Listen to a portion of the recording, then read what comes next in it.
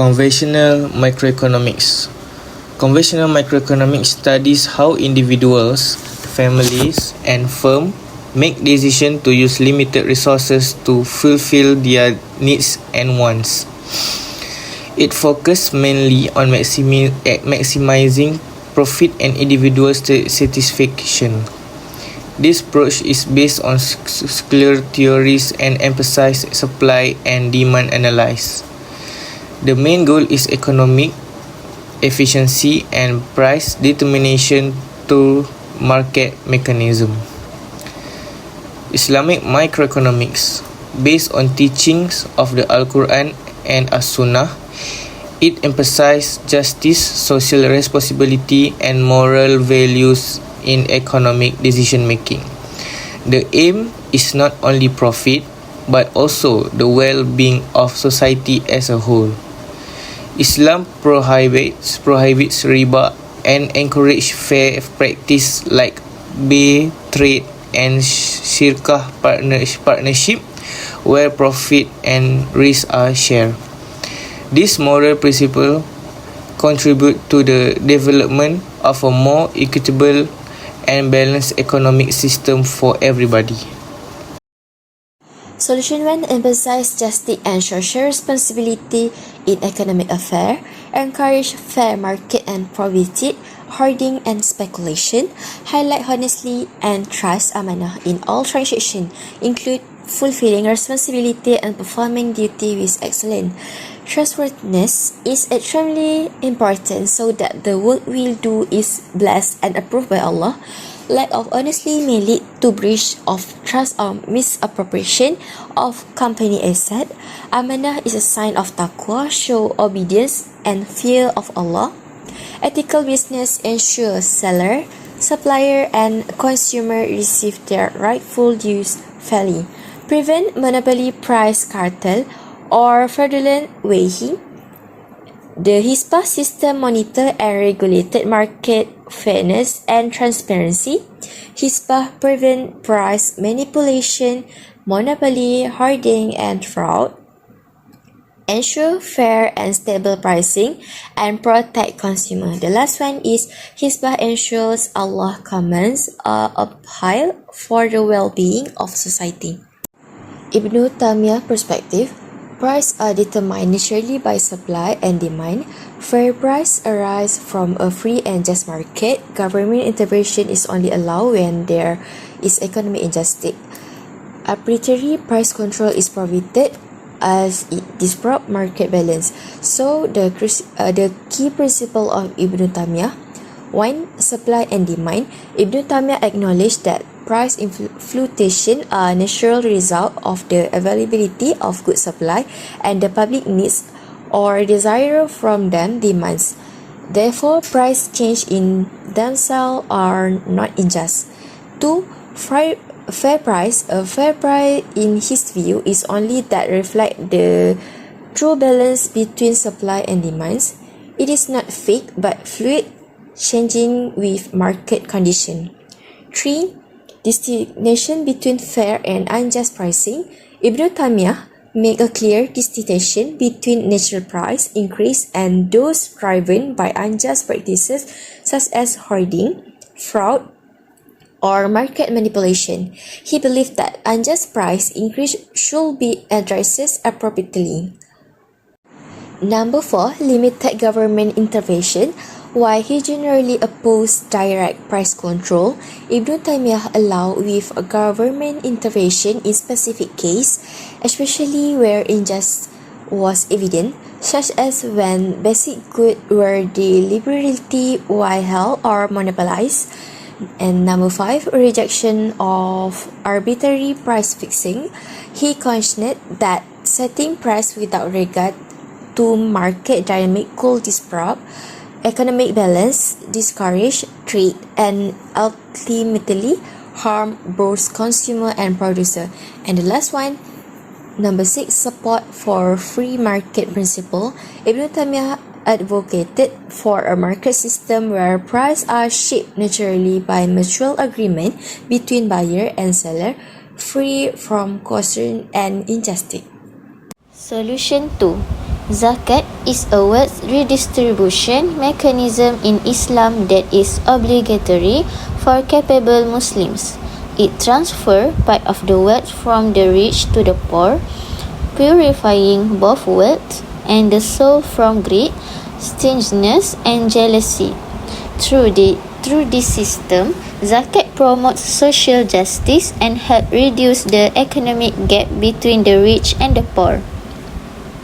Additionally, zakat strengthens brotherhood and unity among Muslims, reflecting the shared responsibility in caring for the well-being of the community. Other than that, Wakaf contributes significantly to the development of public facilities such as schools, hospitals, and housing. These facilities are usually provided for free or at a low cost to benefit the community at large. Wakaf brings both religious and socio-economic benefits by supporting essential service while also serving as an act of ongoing charity sadaqah jariyah. It plays a key role in strengthening the unity and economic resilience of the Muslim Ummah. Lastly, Wakaf nurtures a sense of gratitude in both the giver and the receiver and bring blazing barakah to one's sustenance. Solution 2 in Islamic perspective. Benefit doing the Wakaf. 1. Strengthening unity in the Muslim economy. Wakaf contributes to the unity and economic strength of the Muslim community through the provision of public facilities and sustainable economic resources. 2. Increase sustenance and blessing. Wakaf is regarded as a practice that can bring more sustenance and blessing into the life of the donor. 3. Being a grateful servant. Wakaf is a reflection of gratitude to Allah for the blessing received, including the reward that can be donated. 4. Continuous charity, sadaqah jariyah. Wakaf is a form of ongoing charity, sadaqah jariyah, where the rewards do not stop, unlike regular charity whose rewards end once it is consumed. 5. Benefit in this world and the hereafter. Wakaf benefit the donor in this world through public facilities and in the hereafter through continuous spiritual rewards. Solution 3 in Islamic perspective. Unemployment and lack of productivity. Islamic economy offer a morally grounded approach by integrating ethical values and Sharia principles into economic policies, while also emphasizing justice and equitable distribution of wealth that promotes human dignity over mere profit maximization. It promotes risk-sharing models such as mudarabah, profit sharing, and musyarakah joint venture, which encourage entrepreneurship and help reduce unemployment, while also providing an alternative to interest-based loan that allow access to capital without burdening the poor. Islamic principles prohibit holding of wealth and speculative transaction, gharar, and instead promote the circulation of wealth through mechanisms like zakat and wakaf, which support essential sector. Furthermore, zakat help to boost economic demand by transferring purchasing power to the needy, thus stimulating the economy. Solution 4 in Islamic perspective is high cost living and unjust pricing. Islamic economics is a system that focuses on fairness, honesty, and helping society. It teaches that people should trade in a fair way without cheating, lying, or taking advantage of others. Practices like hoarding, creating monopolies, or raising prices unfairly are not allowed in Islam. because they hurt people and increase the cost of living. At the personal level, Islam encourages people to spend wisely and not waste money. This helps control prices and keeps the economy stable. On a bigger scale, Islamic tools like zakat and wakaf help poor people get what they need, such as food, housing, and healthcare, without needing too much help from the government. Islam also says that borrowing money with interest is harmful because it creates more debt and makes living costs rise. Instead, Islamic finance supports fair ways of doing business, like sharing risks and making sure money is used to create real value. The government is also allowed to step in when needed to make sure prices stay fair for everyone. Overall, Islamic economics offers a fair and caring way to deal with the high cost of living by promoting honesty, justice, and support for those who need it. Next is solution 5. Interest-based financial system, riba. The modern financial system is mostly based on interest, where lenders make money no matter what, and borrowers take all the risk, even if their business fails. This is unfair and harmful, and Islam strongly forbids it. Interest leads to the rich getting richer while the poor getting stuck in debt. It also causes financial problems and instability, like what happening during the 2008 global financial crisis. In Islam, riba is clearly prohibited in the Quran. Allah warns that those who deal with interest are acting unjustly and will face serious consequences. Instead of interest, Islam promotes fairness, cooperation, and care for others. Wealth should be shared fairly, risk should be shared, and money should be used for real, useful things. That not just to make more money through risk or fake deals. Islamic finance uses fair systems like, for example, the first one is mudarabah. One person gives money and the other uses their skills, and they share profits and losses. The second one is musyarakah, a partnership where all partners share in profits and losses. And the third one is murabaha, buying some things and selling it at a profit with clear terms. And the last one is ijara, leasing items instead of charging interest. Islam also encourages giving to charities such as sadaqah and zakat, investing in good causes, and not keeping wealth idle. It bans risky or unclear deals, which is gara, and anything harmful. Overall, Islamic economics connects money to real values like fairness, honesty, and helping society. While the interest-based system leads to debt, inequality, and moral problems, the Islamic system offers a fairer, safer, and more caring way to manage money that benefits everyone. Next is solution 6. Environmental and social neglect in economies. Today's economies mostly focus on making more money and growing bigger, but this often harms the environment and creates social unfairness. Problems like pollution, resources loss, and inequality are some of the results. Islamic economics offer a better approach by caring for the environment, people, and ethics all together. Here are some key of the Islamic solutions. The first one is stewardship of the earth, which is Khalifah.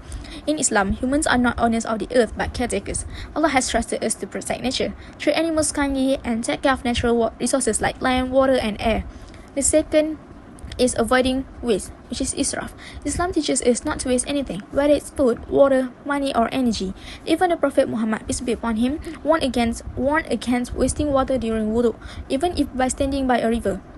This teaching can help solve today's issues like pollution, plastic waste, and climate change. And the third one is helping society and protecting nature. Islam encourages helping others and protecting the environment through. The first one is zakat, which is a mandatory charity that helps the poor and can support things like healthcare, education, and clean water. The second point is sadaqah, which is a voluntary charity that can be used for planting trees, disaster relief, and eco-friendly projects. And the last one is waqaf, which is endowments that can fund schools, hospitals, wells, or modern green projects like solar power and sustainable farming. These acts of giving are not just personal good deeds, they help build a fair and eco-friendly society for everyone. By following these values, Islamic economics supports a way of life that balances money-making with caring for people and the planet. It's a complete system that connects ethics, the environment, and the economy for a better and more sustainable future. Last one is conclusion. In Islam, microeconomics is not just about making money or getting the most benefit. It also focuses on being fair, honest, and doing what is right. Islam teaches us to earn and spend in a halal way, to avoid harming others, and to be truthful in business. While working hard and being successful is important, we should also think about how our actions affect other people and try to help the community, not just ourselves. So when we look at macroeconomics through an Islamic lens, it's not only about numbers and markets. It's about building a fair and caring society based on Islamic values. This view helps us make better choices that are good for both people and the world around us. That's all from Group 10. Thank you for listening and watching.